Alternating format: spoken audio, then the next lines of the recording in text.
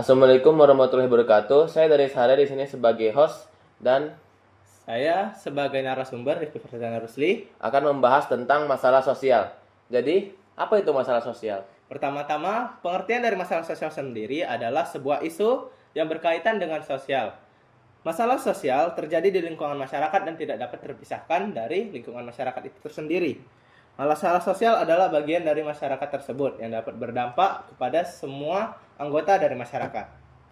Kenapa kita harus membahas tentang masalah sosial ini?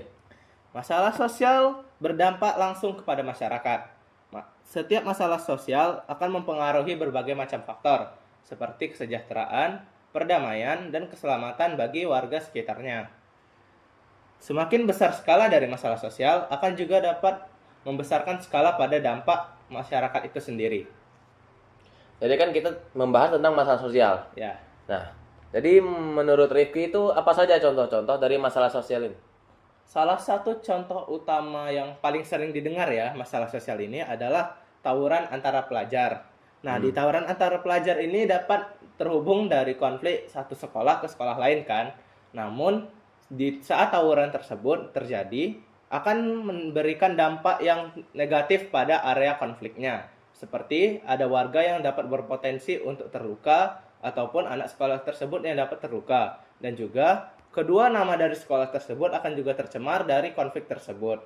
Nah, dari sini kita bisa menyimpulkan bahwa dampak dari masalah sosial itu dapat berdampak ke masyarakat itu tersendiri.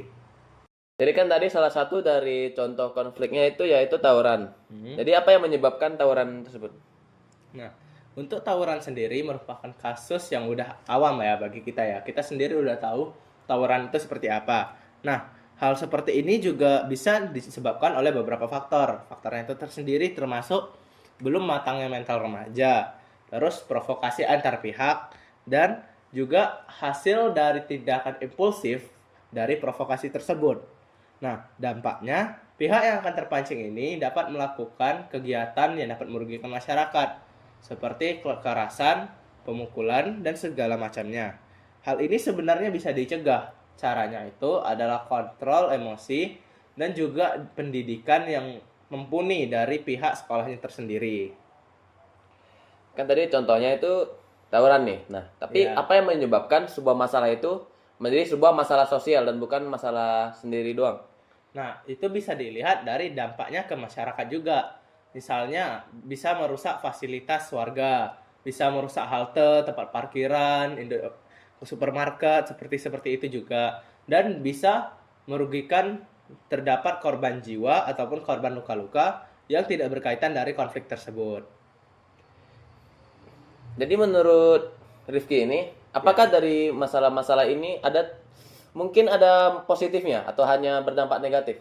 Sebenarnya konfliknya itu tersendiri dapat diselesaikan secara positif agar memberikan hasil positif juga. Kalau konfliknya ini terjadi secara negatif dan menimbulkan seperti kekerasan dan juga pertikaian, maka itu akan berdampak negatif pada masyarakatnya.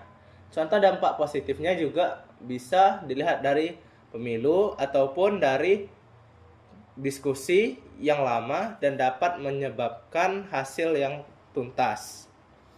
Jadi kan tadi kita membahas tentang apa itu masalah sosial, apa saja contohnya. Yang pertanyaan yang paling penting itu adalah bagaimana solusinya tentang masalah sosial ini.